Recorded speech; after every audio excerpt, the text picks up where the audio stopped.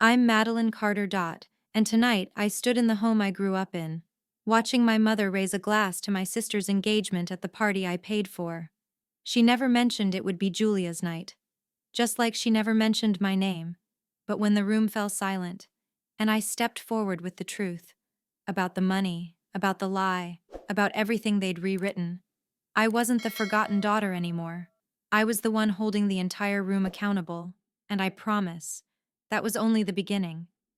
If you've ever been erased by the people who were supposed to see you first, leave a comment, like and subscribe if you believe silence isn't the same as weakness. Because to understand how we got here, we need to go back to the beginning. I was born in Fairpine, Illinois, a quiet suburb with trimmed hedges, weekend bake sales, and front porches that all looked like they were borrowed from a Hallmark postcard. From the outside, we were the kind of family neighbors pointed to with admiration. My father, Edward Carter, was a software engineer who kept logic puzzles on the kitchen table and read investment journals over coffee. My mother, Diane, often said she had read more parenting books than most people read in a lifetime. She prided herself on knowing every developmental milestone before the pediatrician even brought it up. I was their firstborn, their project child. As my mother used to half joke during brunches with her book club, what she never said out loud, but made perfectly clear in the way she looked at me, was that I didn't quite meet expectations. By the time I was 3 and still couldn't count to 20 without skipping numbers, or write my name without flipping letters, the disappointment started to creep into her voice. "Ed," she said one evening, standing at the stove while I played quietly behind her, "I don't think she's picking things up the way we hoped. We might be missing her golden window." My father didn't argue. He just nodded, turning the page of his newspaper as though he were agreeing with a weather report. But I remember the way he looked at me that night, like I was an equation that didn't balance, a variable that had gone wrong somewhere early in the formula. I was 4 when Julia was born, and that was when everything changed. The house became a lab for early childhood excellence. Brain-boosting mobiles spun over Julia's crib. Labeled flashcards sat in every room. Even the lullabies my mother sang had a rhythm designed to stimulate her cognitive centers. I remember one afternoon, sitting in the corner of the living room, quietly building a Lego tower. Julia, just 7 months old, was cooing in her high chair. My mother walked past, glanced at my tower, then at her youngest daughter, and said, almost to herself, "She's already responding to 3-step prompts. Amazing." Then she looked back at me and added, "You never really took to those, did you keep playing?" She didn't mean to hurt me, not directly, but her words landed like small cuts, sharp, silent, and too familiar. Julia had imported fabric books from Sweden, a private language coach before she turned 2, and a custom-made high chair that played classical music. I had workbooks with faded cartoon animals, a dull pencil with chew marks, and constant reminders to focus harder if I ever wanted to get anywhere. The gap between us wasn't just in tools or toys. It was in tone, in glances, in the unspoken belief that only one of us was worth the effort. By the time I was 6, I had learned the art of invisibility. I didn't ask for praise because I knew it wouldn't come. I didn't protest when Julia's achievements became the centerpiece of every dinner conversation. I became the quiet one, the responsible one, the shadow, present, polite, and painfully easy to forget. And deep down, I started to believe what they never said out loud, that maybe I wasn't exceptional. Maybe I was just less. And in a home built on performance, being less didn't mean being loved anyway. It meant you were slowly being erased. By the time I turned 12, I had come to terms with the quiet hierarchies in our household. Julia was the sun, bright, central, and constantly orbiting the attention of my parents. I was something else entirely, not invisible, exactly, just peripheral, manageable, predictable. I didn't cause problems, and over the years, I learned that keeping my head down made life easier.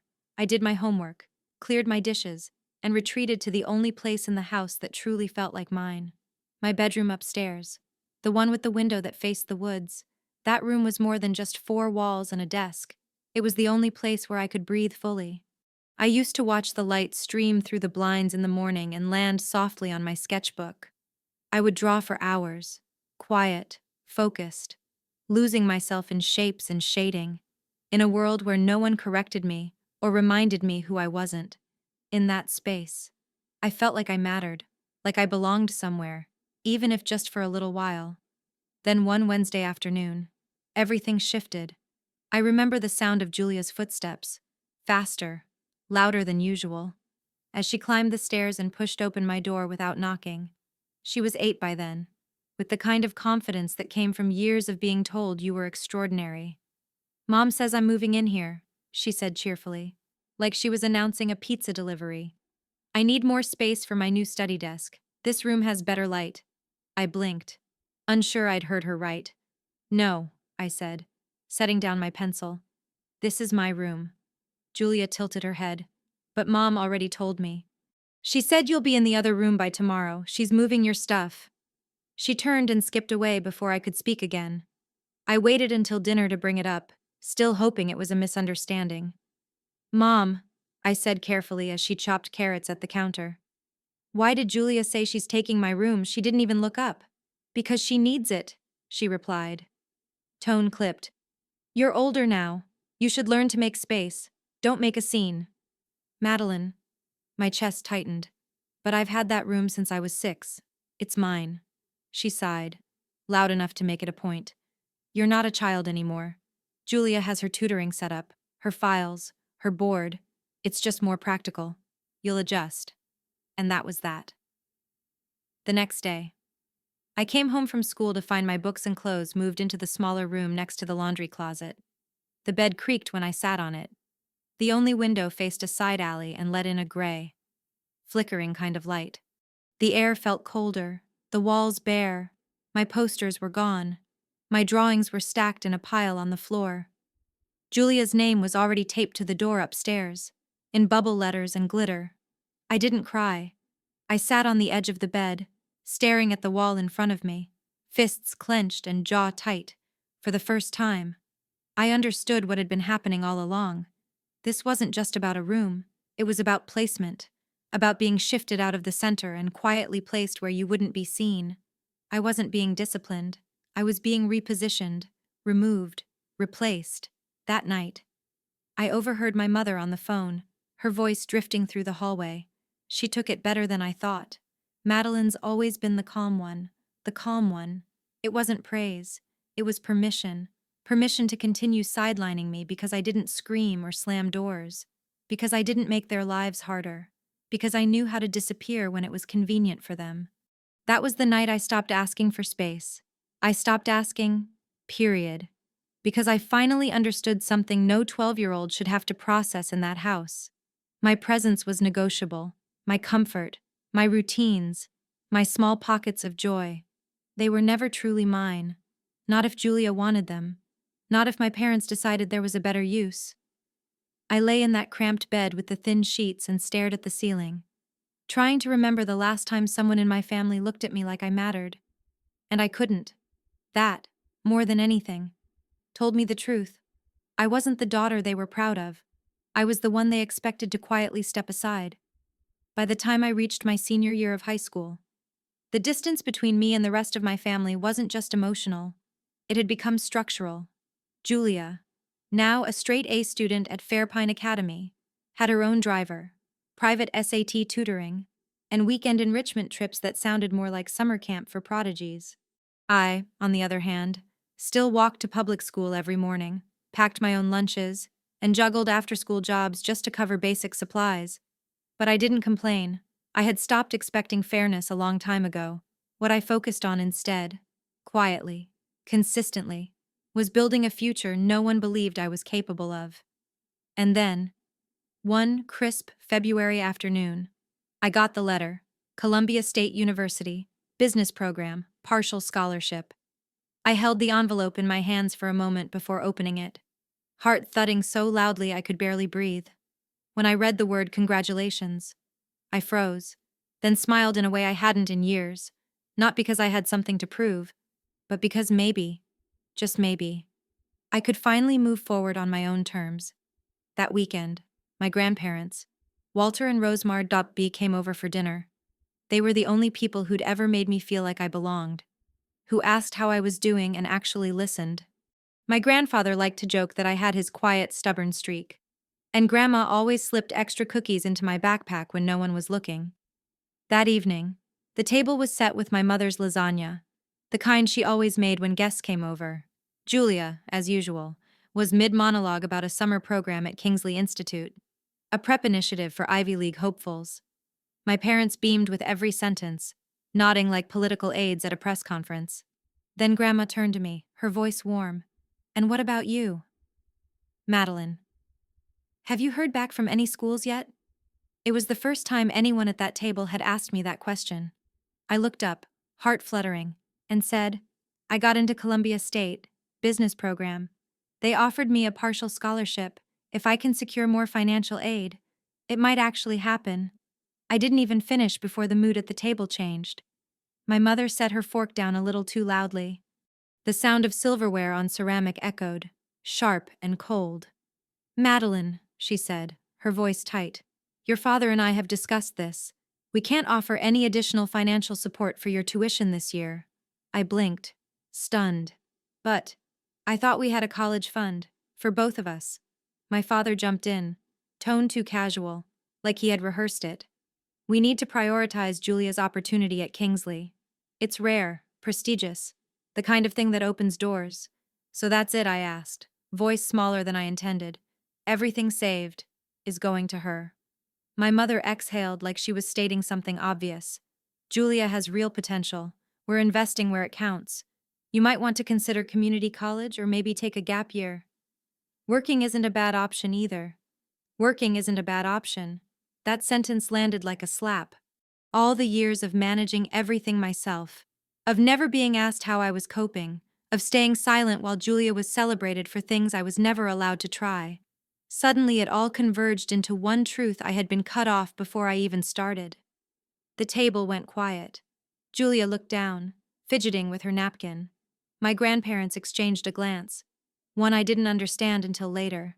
The only sound was the faint clink of Grandma's spoon as she stirred her tea. Then she spoke, low and firm. "Diane, Edward, both girls are your daughters. I can't sit here and watch one be cast aside." My mother pursed her lips. "Mom, this isn't." "It is," Grandpa Walter interrupted, his voice steady. "It absolutely is our business." After dinner, I stayed behind to help with the dishes. My hands trembled as I scrubbed plates. Then Grandma came over, resting her hand gently on my shoulder. "You don't have to carry this alone anymore," she said. "We'll pay for your tuition, all of it. No loans, no conditions." My eyes welled. "That's too much." She smiled, soft but certain. "It's not too much when it's for someone who tries. You don't need favoritism to shine. Madeline, you already have." And in that moment, I knew. I didn't need the approval of parents who only saw value in comparison. What I had, finally, was a lifeline built not on performance, but on quiet belief. That night, after the last dish had been dried and the kitchen lights dimmed to their usual amber glow, I sat at the breakfast table with my grandparents. My parents had gone upstairs, Julia in tow, already discussing Kingsley application essays. The house, for once, was quiet enough to hear the wind rustle through the backyard maples. I sat there, unsure if I should say thank you, unsure if this was even real. Grandma Rosemary placed a mug of peppermint tea in front of me. Grandpa Walter reached for a second cookie and nudged it across the table. No one rushed to speak. No one filled the silence with advice or redirection, and then she said it again, more gently than before. "We'll handle the tuition. Madeline, not just Columbia's cost. We'll help with whatever you need. Books, housing, everything." I looked down, gripping the mug, the warmth sinking into my hands. "But it's not fair. I don't want you to feel like you have to fix this." Grandpa smiled. "This isn't about fixing anything. This is about investing in someone who's already doing the hard part." I had heard that word, investment, 1,000 times from my father. But when he said it, it was transactional, conditional, something tied to measurable results. With my grandparents, it meant something else entirely. It meant belief. It meant presence. "I didn't get into some Ivy prep program," I whispered. "No awards, No media attention. I'm just. I trailed off.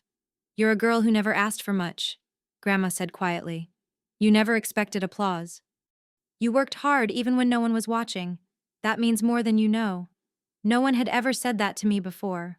Not without a but or a comparison. They weren't funding my education because I was a prodigy, or because it looked good on paper. They were doing it because I tried. Because I stayed kind. Even when it would have been easier to grow bitter. Because I kept showing up. Even when the door was only halfway open. That night, as I lay on the couch in the den, my old room now permanently Julia's, I felt something I hadn't felt in years. Steady. Not thrilled. Not shocked. Just steady. Like for the first time. There was a ground beneath me that wouldn't shift when someone else wanted the space. In the weeks that followed, everything moved fast. I submitted housing forms, registered for orientation, and found myself slowly packing the pieces of a childhood I never truly got to own. My parents barely acknowledged the decision. My mother reminded me to be frugal.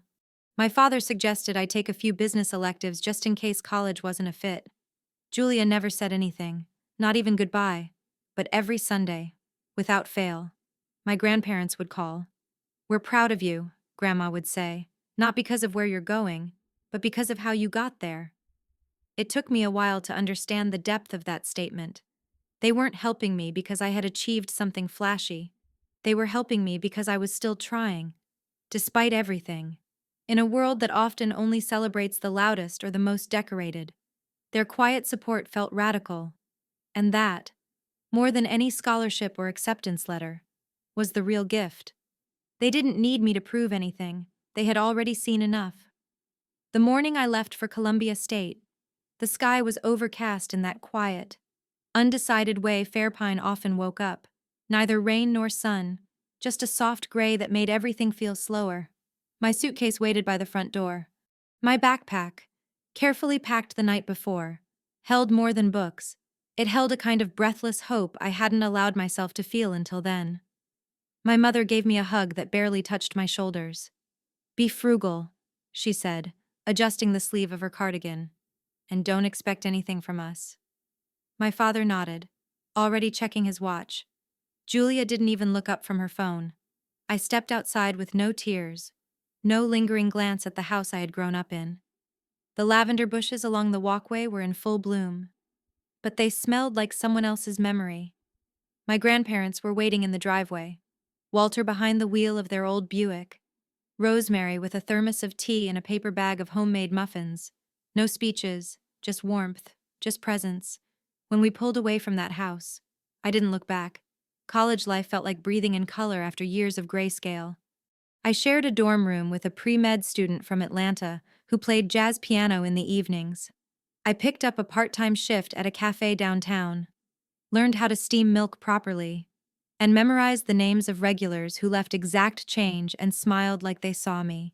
It was the first time I wasn't the other daughter or the quiet one. I was just Madeline Carter, business major, trying her best. And for once, that was enough. I threw myself into coursework, economics, data analysis, and behavioral finance. I spent late nights in the library, not because anyone expected it of me, but because I wanted to understand how the world moved beneath the surface. I liked seeing patterns where others didn't. I liked asking questions that had no single answer. Most of all, I liked that no one here knew my story. I wasn't behind. I wasn't trying to catch up. I was simply building something. One class, 1 hour, one decision at a time. Each Sunday evening, I called my grandparents. We talked about my classes, my cafe customers, and my accidental success in an investment simulation game that got the attention of my financial strategies professor, Dr. Miriam Cho. She was the kind of mentor who noticed small things, who read between the lines. One afternoon, after class, she stopped me as I packed up my notes. Have you ever thought about interning somewhere real, she asked, smiling. You've got the instincts. I blinked. Really, where she handed me a card. Everhart and Royce Capital, Denver. They're competitive, she warned. But you're sharper than you think. I applied that same night. When I got the interview offer 2 weeks later, I didn't tell anyone, not my parents, not even Julia, wherever she was. I emailed Grandma and Grandpa, and they sent back one line: no matter the outcome, we're already proud. The interview was in a glass conference room that overlooked downtown Denver. The questions were fast, precise, and designed to test more than textbook knowledge. But when one of the partners asked me, "What makes you trust your own judgment?" I didn't hesitate, because no one ever handed me answers. I said, I had to build my own way of seeing. A week later, I got the call. I had the internship, and standing alone outside the cafe, the late spring air brushing against my skin, I didn't feel victorious. I felt grounded, not because someone opened a door for me, but because this time, I had found the door myself and walked through it, not hoping someone from the past would cheer me on, but knowing I no longer needed them to.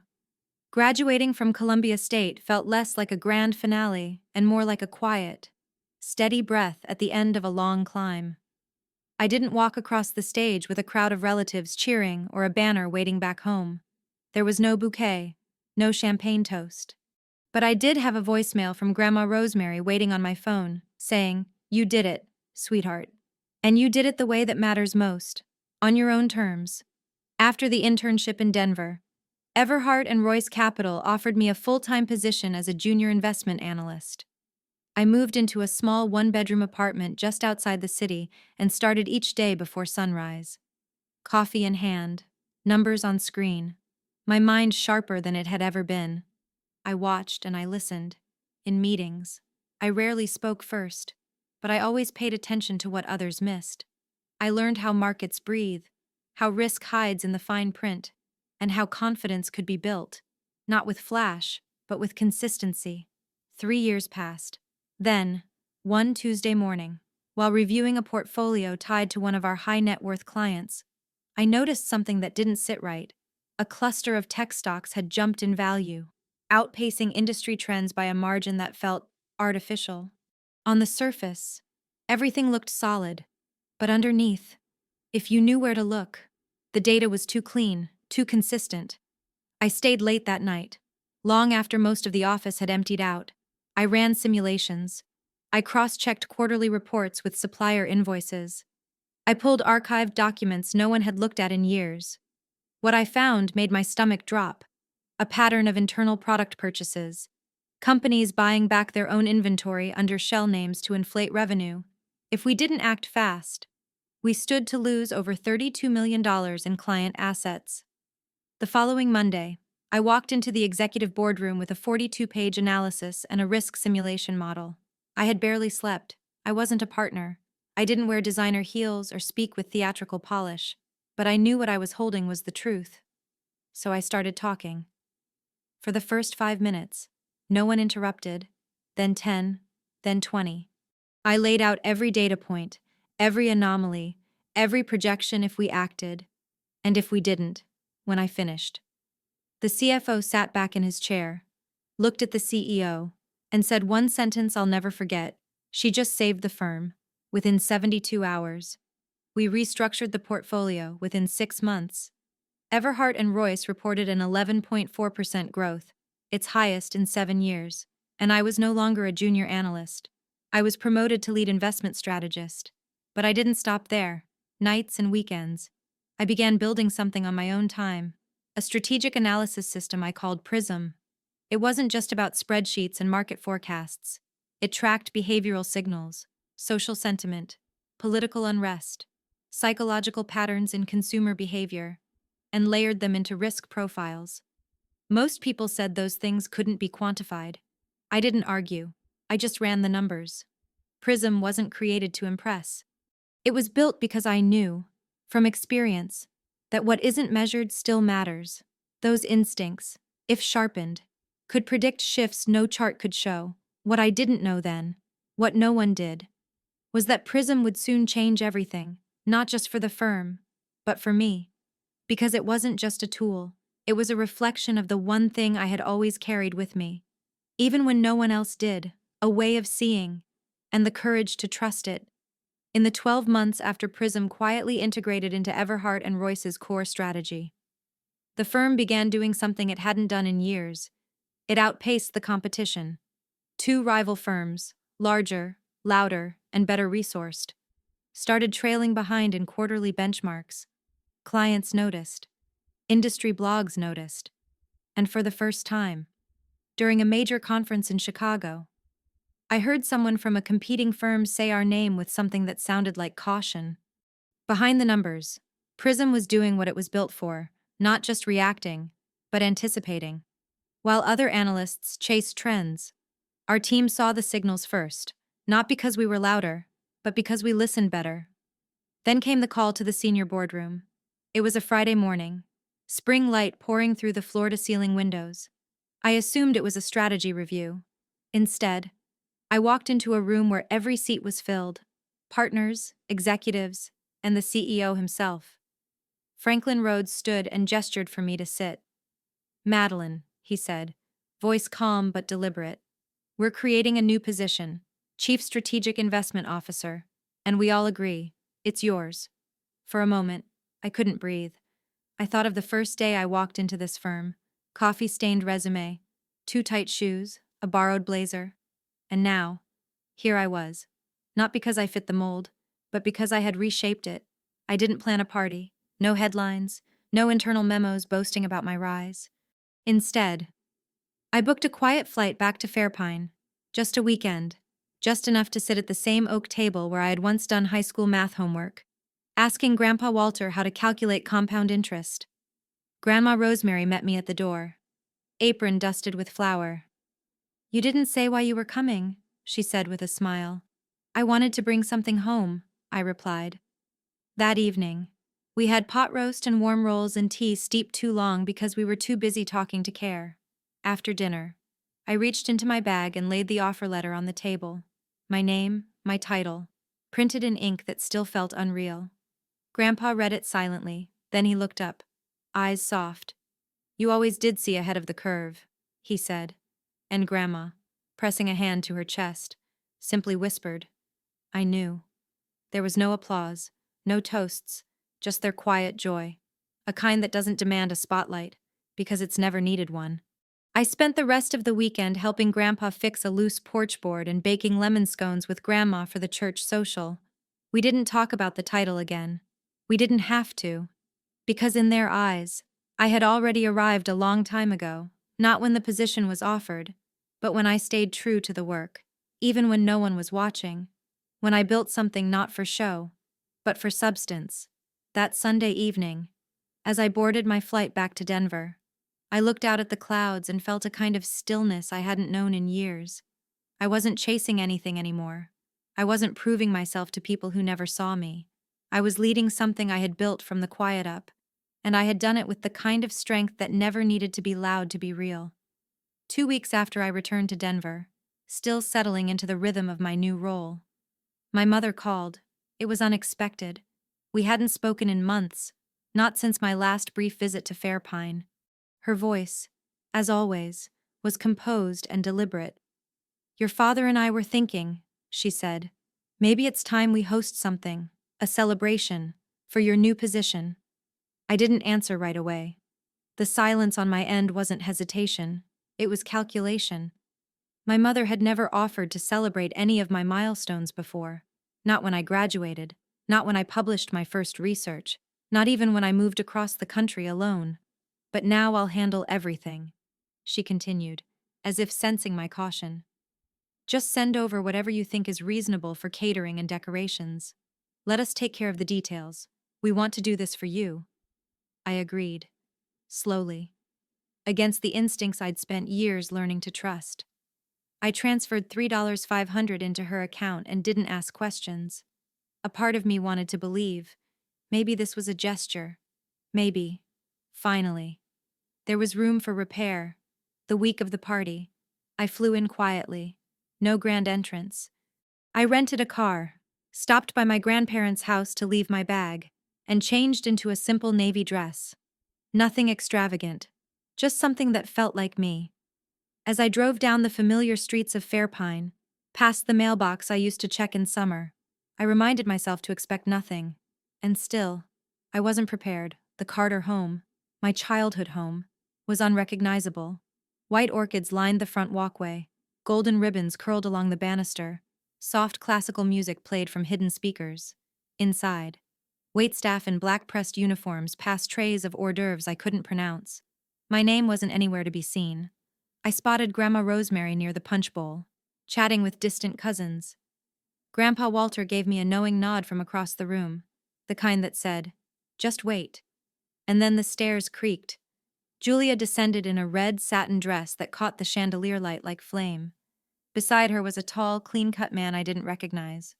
People turned, glasses lifted, voices hushed in anticipation. My mother stepped forward and raised her champagne flute. "Dear family and friends," she beamed, "we're so glad you could join us today, not only to reconnect, but to celebrate something truly special. Julia and Lucas are officially engaged." The room erupted in applause. I stood frozen, still holding my untouched drink. The decorations, the guest list, and the lighting all made sense now. It had never been about me. It never was. I turned to my mother. Her eyes passed over me without pause, as if I were just another guest, as if my presence was incidental. The woman who had asked me to fund this gathering hadn't forgotten me. She had erased me, deliberately. I stepped forward, not out of impulse, but out of principle, out of years of being told to sit quietly while someone else's spotlight burned brighter. But this moment had been mine, and they had taken it. Again. I stood there for a moment, watching the room bathe in applause that was never meant for me. Julia beamed beside Lucas, soaking in every cheer, every flash of a camera. My mother's expression was flawless, composed, proud, and in that brief second, I saw it for what it was, not just a stolen moment, but a rewriting of the story I had spent years building with my own hands. So I walked forward, not quickly, not angrily, just deliberately. The way you step into a room that once pushed you to the edges and finally claim your place in the center. I raised my glass. My voice didn't shake. "Excuse me, everyone. May I have just a moment?" The room grew quiet. Julia turned, her smile fading slightly. My mother blinked, almost startled, not by my presence, but by the fact I had chosen to use it. "This gathering," I said, scanning the room slowly, "was planned to celebrate a milestone, but not the one you just heard about." I paused, not for effect, but to let the silence land. I was recently named Chief Strategic Investment Officer at Everhart and Royce Capital, a firm in Denver. It's a role I've worked toward for years, quietly, steadily. When my mother offered to host a small gathering, I agreed. I transferred $3,500 to her account to cover catering and decorations, trusting that this space would be used to honor that journey. I glanced at Julia, then Lucas. I wasn't told this would be an engagement party. I wasn't asked. I wasn't included in the shift. I was simply replaced. A few guests stirred, the kind of rustling that only happens when truth cuts through comfort. I didn't stop. I'm not here to steal attention or spoil joy, but I am done being silent. For too long, I've learned to step aside so someone else could shine. I've done it in this house, at this table, in every version of my childhood. Tonight, I won't do it again. Lucas turned to Julia, his brow furrowing. "You told me this was just a family gathering." Julia's voice was tight. I wanted to surprise everyone. "By using your sister's money," he asked, stepping back. Julia opened her mouth to speak, but no words came. She looked at our mother. No help there. He set his glass down. "I came here expecting a celebration of truth, not theater." Then he walked out. Julia followed, her heels clicking sharp against hardwood. The room was still. My father moved toward me, his face red with restrained fury. "You've made your point. Don't ruin this further." "No," I said, voice low but firm. "This was never yours to rewrite, and for the first time since I was a child, watching rooms full of praise skip right over me. I wasn't asking to be seen. I was choosing it, on my own terms." Julia burst through the front door, her red dress catching the light like a warning flare. "Lucas," she called, voice shaking, but the sound of the car door slamming echoed louder than her plea. The Mercedes pulled away from the curb and disappeared behind the line of sugar maples we used to rake leaves under as kids. She stood on the porch, stunned, her breath caught somewhere between anger and disbelief. And then she turned. Inside. The room was thick with tension. No one spoke, no one moved. Even the soft background music had stopped, cut off mid-note, as if the house itself couldn't continue pretending. Julia re-entered, wiping tears that didn't quite fall. Her mascara had smudged, but her pride was intact. Or trying to be. She looked at me like I had started a fire in the middle of her perfect show. "You've always been jealous of me," she snapped, voice rising. "You can't stand it when I'm happy, so you ruin everything." I didn't flinch. I didn't argue. I had no interest in entering that story again. But then I heard a voice, soft but unwavering.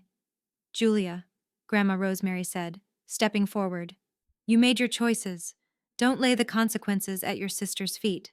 Julia blinked, stunned that the scolding hadn't gone in the familiar direction. My mother moved next, her heels clicking as sharply as her words. "Stephanie," she began. The wrong name slipping out like habit, she corrected. "Madeline, who do you think you are? Humiliating your sister in front of our entire family." I met her gaze. I didn't humiliate her. I told the truth. And I've stayed quiet long enough. My father crossed the room in 2 strides, gripping my mother's hand to steady her. But his own expression was thunderous. "If you walk out of here tonight, Madeline, you're no longer part of this family. Don't expect inheritance. Don't expect forgiveness. As far as we're concerned, you never existed."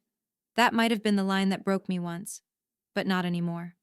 Before I could reply, Grandpa Walter stepped forward. His voice, when it came, was like a bell rung in a cathedral. Deep, echoing, impossible to ignore. "Then I suppose it's time we clarify something." The room shifted. My mother's eyes narrowed. She knew that tone. "We updated our will 3 months ago," Grandma said, joining him.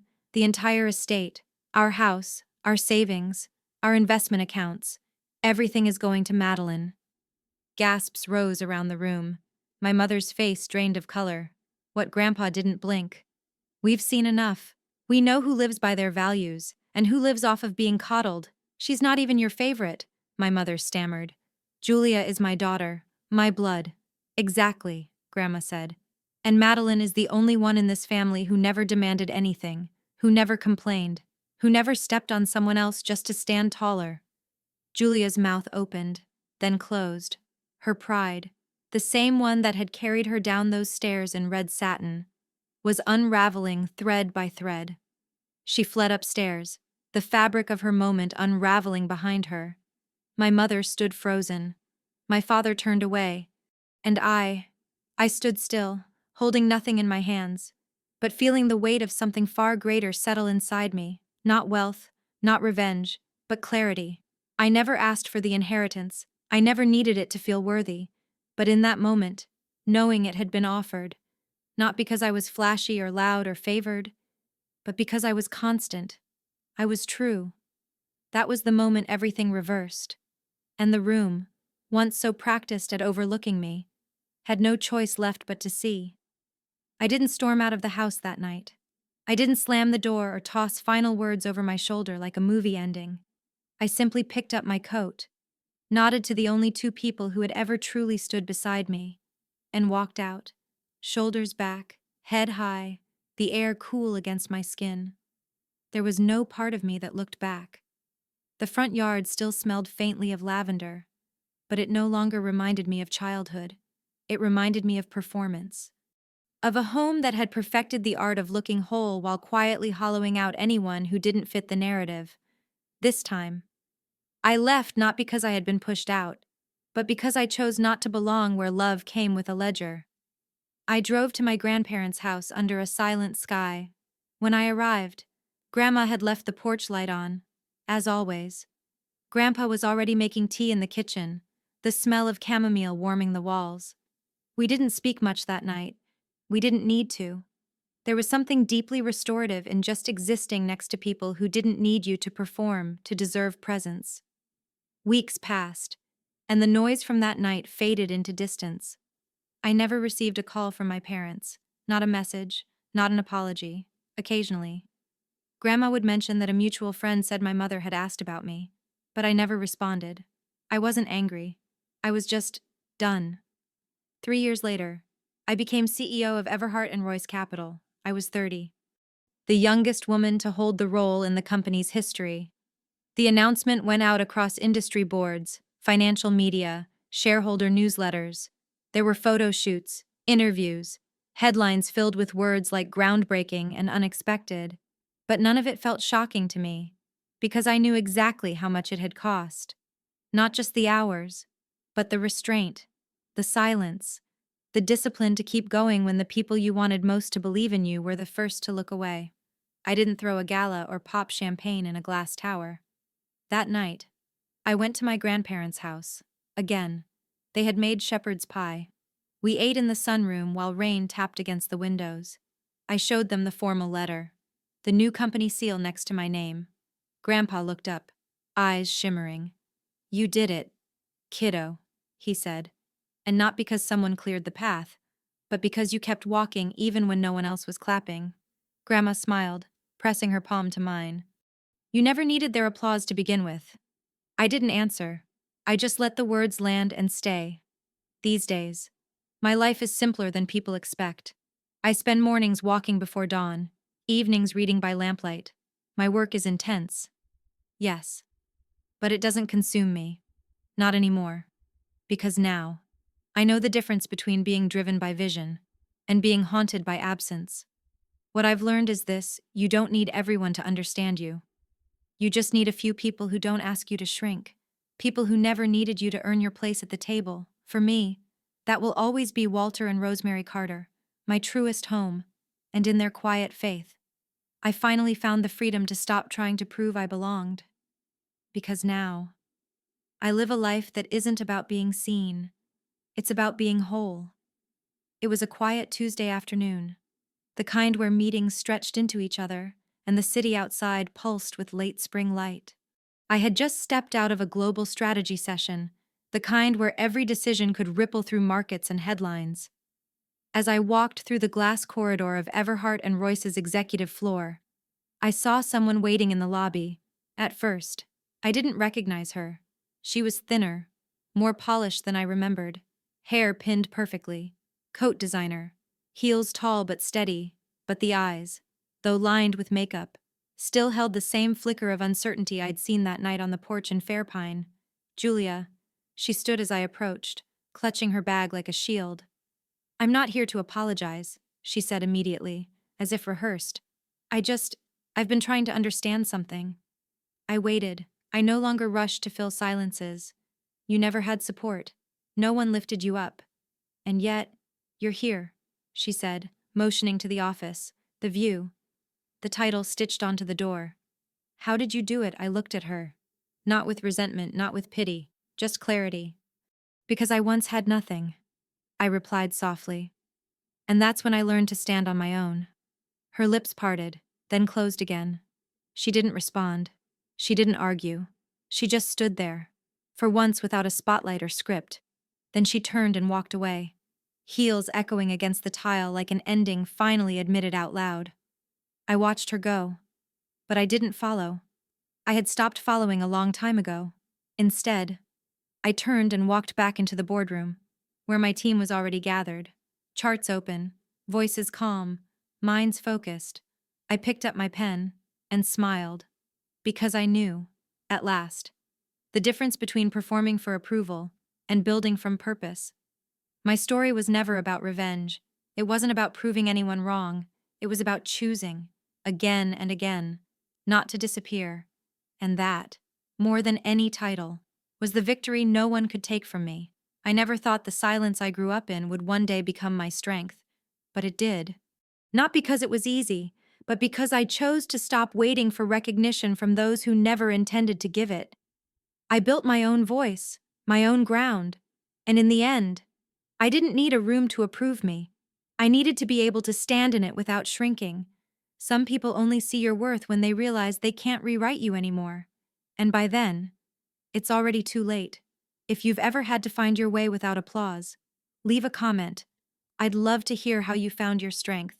And if you believe that quiet doesn't mean powerless, like and subscribe for more stories that remind us.